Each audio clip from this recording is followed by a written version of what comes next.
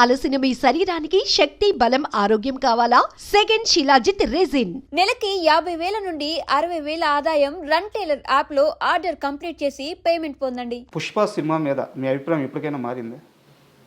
నేను అభిప్రాయపడ్డాను. నేను సినిమా బాగానే ఉందిగా. సినిమా బాగుంది. సినిమా మీరు చూడకముందు స్మగ్లింగ్ ఏదో చెప్పారు నాకు, స్మగ్లర్ అంట, పోలీస్ ఆఫీసర్ ఉండే పూల్లో పాసు పోస్తాడని చెప్పేసి ఇట్లాంటి కామెంట్స్ విన్నాను. సో నాకు సినిమా చూడబుద్ధి కావట్లేదు అని చెప్పేసి మీరు ఒక స్టేట్మెంట్ అన్నారు. సినిమా చూసిన తర్వాత మీ అభిప్రాయం మారిందా? సినిమా కూడా నేను ముక్కలుగా చూసాను. నాకు సినిమా పెద్దగా అంటే బట్ నాకు సెకండ్ హాఫ్ నచ్చిందని చెప్పాను. తర్వాత వీడియో పెట్టాను, మీరు చూడలేదేమో. సెకండ్ హాఫ్లో ఫ్యామిలీ ఎలిమెంట్ ఏదైతే ఉందో, మిగతా సినిమా అంతా చండాలం నాకు ఇప్పటికీ కూడా. కానీ నా పెద్ద ఇష్యూ మామూలు రెగ్యులర్ కమర్షియల్ సినిమా అదే పెద్ద పట్టింపు కాదు. కానీ వైఫ్ అండ్ హస్బెండ్ ఎలిమెంట్ తీశాడు, అద్భుతంగా తీశాడు. వాళ్ళిద్దరూ ఆ అమ్మాయి ఈయన కోసం, ఈయన అమ్మాయి కోసం పడే పాటలు ఉన్నాయి. పుష్ప రష్మిక కోసం, అర్జున్ రష్మిక కోసం, రష్మిక అర్జున్ కోసం వాళ్ళు మాట్లాడే మాటలు కానీ కమర్షియల్గా బాగున్నా కూడా నిజంగా కూడా ఎమోషనల్గా కూడా ఉన్నాయి. అట్ ద సేమ్ టైం ఒక భార్యాభర్తల అనుబంధాన్ని అటువంటి క్యారెక్టర్స్ మీద చూపించడం అనేది చాలా గొప్ప విషయం. ఇప్పుడు ఏదో మామూలుగా మిడిల్ క్లాస్ ఫ్యామిలీలో ఉంటుంది, ఇట్లా డబ్బు ఉండి ఆడ స్మగ్లింగ్ చేసేవాడికి భార్య మీద అంత ప్రేమ ఉంటుందా? అసలు భార్యను అంత ప్రేమించాలా, ఆ భార్య భర్తను అంత ప్రేమించాలా? అద్భుతంగా ఉంది అది. ఆ ఎలిమెంట్ చాలా బ్రహ్మాండంగా ఉంటుంది ఆ సినిమాలో.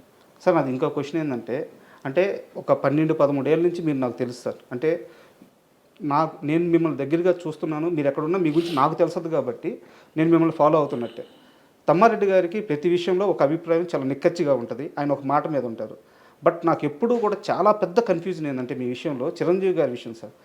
కెమెరా లేనప్పుడు చిరంజీవి గారి గురించి మీరు ఎంత గొప్పగా చెప్తారంటే, నా బ్రదరయ్యా, నా తమ్ముడయ్యా, అంటే మేము వినున్నాం, మీతో పాటు పనిచేసినప్పుడు మేము వినున్నాం, నా తమ్ముడయ్యా, నేను సినిమాలు తీసాను, నాతో సినిమాలు తీసాడు, నేను ఇచ్చినప్పుడు రెమ్యునరేషన్ తీసుకున్నాడు, మా అనుబంధం ఇట్లాంటిది, నా స్టూడియోలో ఉండేవాడు, ఇంత గొప్పగా చెప్తారు చిరంజీవి గారి గురించి. కెమెరా లేనప్పుడు, నలుగురు మనుషులు క్లోజ్డ్ పీపుల్ ఉన్నప్పుడు. అదే కెమెరా పెట్టంగానే చిరంజీవి గారి అభిప్రాయాలని, ఆయన వెళ్ళే మార్గాలని మీరు క్వశ్చన్ చేస్తూ ఉంటారు. ఇది నాకు అర్థం కాదు సార్ అసలు. అంటే మీ చాలాసార్లు అనుకున్నాను. ఆల్రెడీ ఇంతకుముందు సమాధానం చెప్పాను, మోహన్ బాబు గారి విషయంలో సమాధానం మీకు చెప్పాను, సేమ్ సమాధానం ఇది సార్. ఇప్పుడు ఆయనతో కూడా నేను మాట్లాడి చెప్పినవి ఉన్నాయి కొన్ని. ఆ చిరంజీవి గారికి నాకు ఉన్న అనుబంధం అప్పుడు వేరు, ఇప్పుడు వేరు. బట్ నాకు నచ్చినట్టు చెప్తాను, నచ్చని నాకు మీరు చెప్పినవి అన్నీ నిజం. ఆ నిజం నాకు ఇంకా అనుబంధం అట్లాగే ఉంది నా మనసులో. ఆయనకి మనం ఇవాళ చాలా దూరం అయిపోయాం కాబట్టి. బట్ నాకు అనిపించింది చెప్పాలి. ఎందుకు చెప్పాను మోహన్ బాబు గారికి ఆ సినిమాని గురించి ఎందుకు పెట్టారు మీరు, వాళ్ళ జీవితం నాశనం అయిపోతుంది కదా. జీవితం నాశనం అవ్వదు, నెక్స్ట్ టైం ఆ తప్పు చేయకూడదు అనేది నా పాయింట్. ఈవెన్ ఈయనకి కూడా అంతే. ఆయనకి ఇవాళకి నా తమ్ముడే, ఏ రోజుకి నా తమ్ముడే, నేను చచ్చేదాకా నాకు తమ్ముడే అతను. అది కాదంటల్లా, అతని వెల్విషర్నే నేను. వాళ్ళు ఒప్పుకున్నా ఒప్పుకోకపోయినా, నమ్మినా నమ్మకపోయినా ఆయన వెల్విషర్నే. వాళ్ళు బాగుండాలి అంటే ఇలాంటి తప్పులు చేయొద్దని చెప్పడం, నా ఉద్దేశంలో ఉన్న తప్పులు చేయొద్దని చెప్తాను, ఇప్పటికి చెప్తాను నేను అనిపిస్తే. ఊరికి ప్రతిదానికి వచ్చేసి పని పాట లేకుండా దాని గురించి ఇప్పుడు మంచి మాటలు చాలా చెప్తాను నేను. చిరంజీవి గారిని చాలాసార్లు చాలామంది తిడతంటే నేను వచ్చి మాట్లాడి అడ్డం పడ్డ రోజులు చాలా ఉన్నాయి. మరి ఎందుకు పడుతున్నాను? నాకేం అవసరం సార్? నాకు అర్థం ఆయన నన్ను అడగడు కదా పాపం. ఎప్పుడు నాకు ఫోన్ చేసి ఏమండి వాళ్ళు ఎవరో నన్ను తిడుతున్నారు మీరు రండి అని పాపం ఎప్పుడు అనలేదు. వాళ్ళు ఏ జోలికి రాలేదు. బట్ ఎవరో అంటే తప్పు కదా. ఒక మనిషిని ఎందుకు, ఇష్టాలతో సంబంధం లేదు. ముందు ఒక మనిషిని మనం కాపాడతాం కాదు, అనవసరంగా అతన్ని స్కేప్ గోట్ని చేయకూడదు. ఆయన చిరంజీవి గారు అవ్వచ్చు, ఇంకోళ్ళు అవ్వచ్చు, ఎవరినైనా కానీ మనం అనవసరంగా దాన్ని చేయకూడదు. ఎవరిలో అడ్వాంటేజ్ నోరు ఉంది కదా అని ఎవడు పడితే ఆడు ఏది పడితే అది మాట్లాడితే మనం క్షమించకూడదు, వదిలిపెట్టకూడదు. అంటే at least I should raise my voice. Sir ఆయన కోసం నేను మంచి కోసం చెప్తాను. ఏదైనా తప్పు అని నేను చెప్పేది చాలామంది నెగిటివ్గా తీసుకుంటారు. నెగిటివ్ కాదు, నా ఉద్దేశంలో పాజిటివ్. అతనుకున్న చరిష్మాకి ఆయనకున్న దానికి కొన్ని ఆయన చేయకుండా ఉంటే బాగుంటుందని నాకు అనిపిస్తుంది. బట్ ఆయన పరిధిలో ఆయనకుంటే ఆయనకుంటేది మనం అవసరం అనుకో ఎక్కువ. బట్ ఆగలేను. అది కూడా ఎవరిని అడిగితే చెప్తాను, కావాలని పెట్టి వీడియో పెట్టి చెప్పడం అనేది నేను చేయను. అంటే ఎందుకన్నా అంటే సార్, ఇప్పుడు ఇండస్ట్రీ అని కాదు సార్, 2 తెలుగు రాష్ట్రాల్లో కానీ మన ఇండియా వైడ్ కానీ మేము చిరంజీవి తమ్ముళ్ళవి, చిరంజీవి మా అన్నయ్య, మెగాస్టార్ మా అన్నయ్య అని చెప్పుకునే వాళ్ళు కొన్ని కోట్ల మంది ఉన్నారు. బట్ చిరంజీవి నా తమ్ముడు అని చెప్పే ఒకే ఒక్క పర్సన్ తమ్మారెడ్డి భరద్వాజ. అది మీరు ఎప్పుడు చెప్తూ వస్తున్నారు. బట్ ఏంటంటే కొన్ని సందర్భాల్లో మీరు చేసే కామెంట్స్ ఆయన మంచి కోసమే కానీ వెల్ విషర్గా కానీ చేసే కామెంట్స్ అవి రాంగ్గా పోర్ట్రేట్ అయ్యి వెళ్ళిపోయినప్పుడు కొంతమందికి రాంగ్గా అర్థమవుతుంది. అన్నీ తెలిసిన మనిషిగా నాకు ఈ వైరుధ్యం అర్థం కాలేదు, అందుకని అడిగాను. పడ్డాడు ఎప్పుడో చెడ్డోడు కదా మనకేంటి కానీ ఇండస్ట్రీలో ఆ నలుగురు ఎవరు, అసలు ఉన్నారా లేరా? అన్నీ అయిపోయినాయి, వాళ్ళే ఒప్పుకున్నారు కదా. మళ్ళీ ఇప్పుడు కొత్తగా నేను ఎందుకు మాట్లాడతాను, వాళ్ళే వచ్చి ఈ మధ్య చెప్పారు మేమే నలుగురిలో ఉన్నాం కానీ మేము లేవు దాంట్లో అని చెప్పుకున్నారు. అంటే సమస్య ఏంటంటే చెప్పిన వాళ్ళందరూ మేము లేవంటున్నారు. అది చెప్పలేదు కాబట్టి, చెప్పారు కాబట్టి ఆ నలుగురే మేము లేవన్న నలుగురు. అండ్ రానున్న కాలంలో చిన్న సినిమాల పరిస్థితి ఎలా ఉండబోతుంది? ఇప్పుడున్న ఇండస్ట్రీ విధానం అంటే ఈ సినిమాలు తీసే విధానం కానీ కోట్లు ఖర్చు పెట్టి హీరోలకి ఈ భారీ రెమ్యునరేషన్ ఇచ్చి వెళ్తున్న ఈ విధానం కానీ ఇండస్ట్రీ రాబోయే 10-15 సంవత్సరాల్లో ఏ స్థాయిలో ఉండబోతుంది మీరు అనుకుంటున్నారు? చిన్న సినిమాల పరిస్థితి ఎలా ఉండబోతుంది? పెద్ద సినిమాలు తీసే నిర్మాతల పరిస్థితి ఎలా ఉండబోతుంది? ఏం చాలా దుర్భరంగా ఉంటుంది, చూడాలి. అంటే మంచి సినిమాలు కొంచెం చిన్న సినిమాలు అది మన కోర్టు ఆడినట్టు ఇటు బలగం ఆడినట్టు చిన్న సినిమాలు ఆడుతున్నాయి కదా, అట్లా ఆడుతూనే ఉంటాయి. But bad position. సార్, నాకు ఈ మధ్యకాలంలో మీరు మాట్లాడిన మాటల్లో నాకు బాగా అబ్జెక్షన్ అనిపించిన ఒక సందర్భం సార్. మంచు విష్ణు గారు అంటే మీకు కన్నప్ప రిలీజ్కి ముందు ఇంటర్వ్యూ ఇచ్చారు. అంటే ఆ ఇంటర్వ్యూలో మిమ్మల్ని ఆయన హోస్ట్ లాగా ఒక యాంకర్ గానో చూడలేదు. ఒక పెదనాన్న స్థానంలోనో ఒక బాబాయ్ స్థానంలోనో కూర్చోబెట్టి వాళ్ళ ఇంటి విషయాలు కూడా మీరు రండి, మీలాంటి పెద్ద మనిషి వస్తే కూర్చోడానికి మేము రెడీ అని చెప్పేసి మీకు అంత పెద్ద స్థానం ఇచ్చారు. అయితే కన్నప్ప సినిమా రిలీజ్ అయిన తర్వాత సినిమా రన్నింగ్లో ఉంది, థియేటర్లో ఆడుతుంది, అక్కడ శివపార్వతులు సెట్ కాలేదు, వాళ్ళని చూడడానికి నాకు ఇబ్బందిగా ఉంది, సో ఇలాంటి కామెంట్స్ చేశారు. మిమ్మల్ని అంత నమ్మిన మనిషి అన్నేళ్ళు కష్టపడి అన్ని కోట్లు ఖర్చు పెట్టి సినిమా తీసి మీకు అంత స్థానం ఇచ్చి మీకు అంత ప్రయారిటీ ఇస్తున్న మనిషి, సో ఒక రకంగా చెప్పాలంటే చావోరేవో అన్నట్టు సిచ్యువేషన్ విష్ణు గారిది. అలాంటి టైంలో మీరు అలాంటి కామెంట్స్ చేయడం కరెక్ట్ అంటారా? 100% తప్పేం లేదు. ఎప్పుడు చెప్పాను నేను? 9వ రోజు చెప్పా సార్. 9వ రోజు చెప్పాను నేను చూసింది 8వ రోజు సినిమా సార్. 9వ రోజు పెట్టా, 10వ రోజు పబ్లిష్ అయ్యి ఉంటాను నాకు తెలిసి. అంతే సార్. 10 రోజుల తర్వాత అప్పటికి అయిపోయింది సినిమా, కలెక్షన్లు అయిపోయినాయి.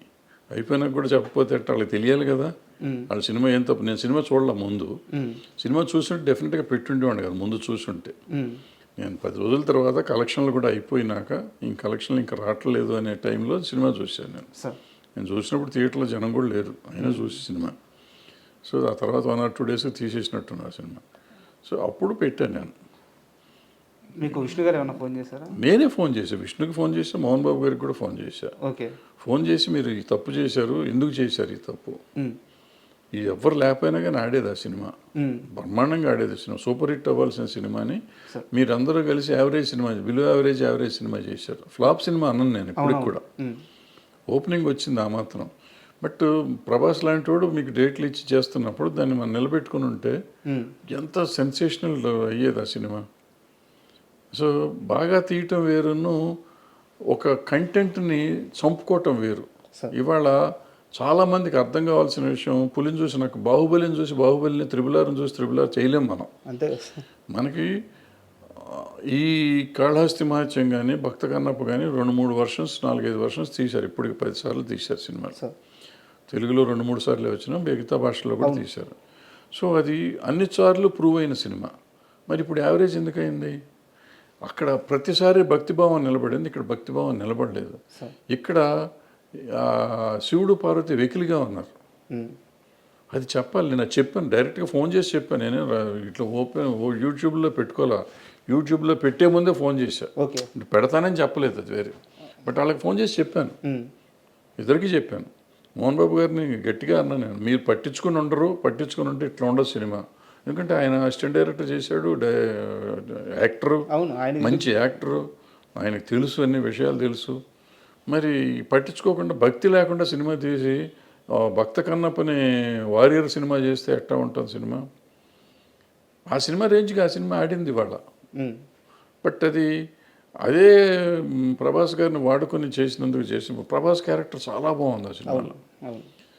కానీ ఎప్పుడైతే ఎవరైతే శివుడు భక్తుడైన, శివుడే సరిగ్గా లేకపోతే ఇంక భక్తి ఎక్కడ వస్తుంది?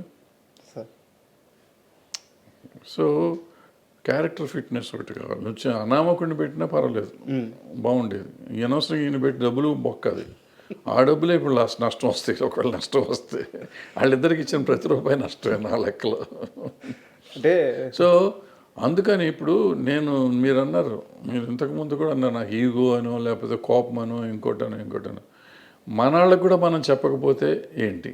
ఇది కాకుండా నన్ను సీనియర్ ఇంతకుముందు అడిగారు మీరు ఈ ఇండస్ట్రీ కోసం ఏంటని. ఇండస్ట్రీకి ఈ పాఠం చెప్పాలి. ఇది నేను చెప్పకపోతే నాకు తెలిసినంత వరకు తప్పో ఒప్పో నేను చెప్పింది చెప్పకపోతే రేపు ఇంకోళ్ళు తీస్తారు, ఇంకో కన్నప్ప తీస్తారు, సార్ అది ఫ్లాప్ అవుతుంది. మీరు పాండురంగమాత్యం తీశాడు రాఘవేంద్రరావు గారు, పాండురంగాన్ని, ఆయన ఇలాగే తప్పులు చేశాడు, అది పోయింది.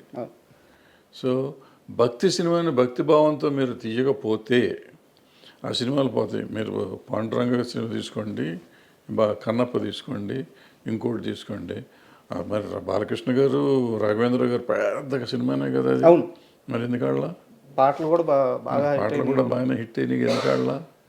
దాంట్లో పాత సినిమాలో ఉన్న భక్తి ఏది, ఆ ఎమోషన్ ఆ ఎమోషన్ ఎక్కడ దొరికింది, రాలేదు, ఎందుకు రాలేదు, ఎందుకు తీయలేకపోయారు మీరు. సో ఏదో మార్పులు మీరు చేద్దాం అనుకుంటే అవ్వదు అది. ఏదో చేసేద్దాం, వాళ్ళు చేసిన దానికంటే మనం గొప్పగా చేద్దాం, గొప్పగా చెయ్యండి. ఆ భక్తి పారవస్యం ఎవరికైనా రావాలి. సినిమా చూస్తా అంటే అనుభూతి రావాలి, రోమాలు నెక్కిపోవాలి. భక్తి సినిమాల్లో ఉండే అడ్వాంటేజ్ అది. సినిమా రిచ్గా తీశారా, ఖర్చు పెట్టారా లేదా కాదు, భక్తి వచ్చేస్తుంది ఆటోమేటిక్గా. నేను దేవుడి దండం పెట్టను, కానీ భక్తి సినిమాలు చూస్తుంటే నా కళ్ళెమ్మటి నీళ్ళు వచ్చేస్తాయి, ఒక రకమైన జలధరింపు వస్తుంది బాడీలో సినిమాలు చూస్తుంటే. అది అంటే యాజ్ ఎ కామన్ ఆడియన్స్, భక్తుడు సినిమా దేవుడు కాదు అక్కడ ఎమోషన్ వస్తుంది. ఇప్పుడు అన్నమయ్య సినిమా చూస్తాం, అన్నమయ్యలో ఆయన జీవితం అంతా ఆయన కోసం దారపోస్తాడు. దారపోసినాక ఆ లాస్ట్ సీన్లో ఉన్నప్పుడు అప్పుడు జోలపాట పాడావు చూడు అంటే ఆయన విష్ణుమూర్తి పాడతాడు, వెంకటేశ్వర స్వామి పాడతాడు ఆ పాట. అవును, నా పాట మీ నోటి గుండా అంటే నేను జన్మ తరించిందయ్యా అంటా ఉంటే వల్ల ఈ రోజుకి ఏడుస్తాను నేను. అది 20 సార్లు చూశాను నేను, చూసి ఉంటా 20-30 సార్లు చూసి ఉంటా. ఈ రోజుకి లాస్ట్ అప్పుడప్పుడు భక్తి భావంలో అని 15 నిమిషాలు వేస్తారు, ఆ డైలాగ్ వచ్చినప్పుడు ఏడుపు వచ్చేస్తుంది. అది దట్ ఈస్ పవర్ ఆఫ్ ఇది భక్తి. 1 మంత్ బ్యాక్ రాఘవేంద్రరావు గారిని కలిసాను సార్. ఆయన దగ్గరికి వెళ్ళి ఒక సందర్భం వెళ్ళి బ్లెస్సింగ్స్ తీసుకున్నాను. ఆ సమయంలో ఈరోజు మీరు ఏదైతే ఎగ్జాంపుల్ చెప్పారో ఆ గడప దగ్గరికి వచ్చి తను రాసిన పాటలన్నీ అక్కడ వేసి ఆ దర్శనం అవ్వగానే అదే ఎగ్జాంపుల్ సార్ నాకు ఆయన చెప్పినప్పుడు ఈ రోజుకి ఆయన అన్నమయ్య అంటే రాఘవేంద్రరావు గారు అలాగే పులకరించిపోతున్నారు. ఆయన నేను తీయలేదా ఆ సినిమా, వెంకటేశ్వర స్వామి నా చేత తీపించుకున్నారు అంటున్నారు. మీరు అంటున్నట్టు అది భక్తి సినిమా. అది అందులో అన్ని 100 తప్పులు ఉన్నాయి.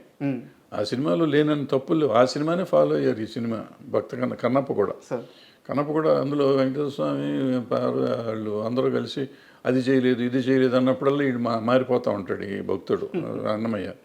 బట్ అంత చేసింది లాస్ట్ 15 minutes ఆయన చేసిన భక్తి ఉంది ఎక్కడైతే ఉందో పులకించిపోయారు. అది పీక్ తీసుకెళ్ళిపోయారు. సో మిగతాదంతా మర్చిపోతాం మనం. అది దట్ ఈస్ ఫిల్మ్ మేకింగ్.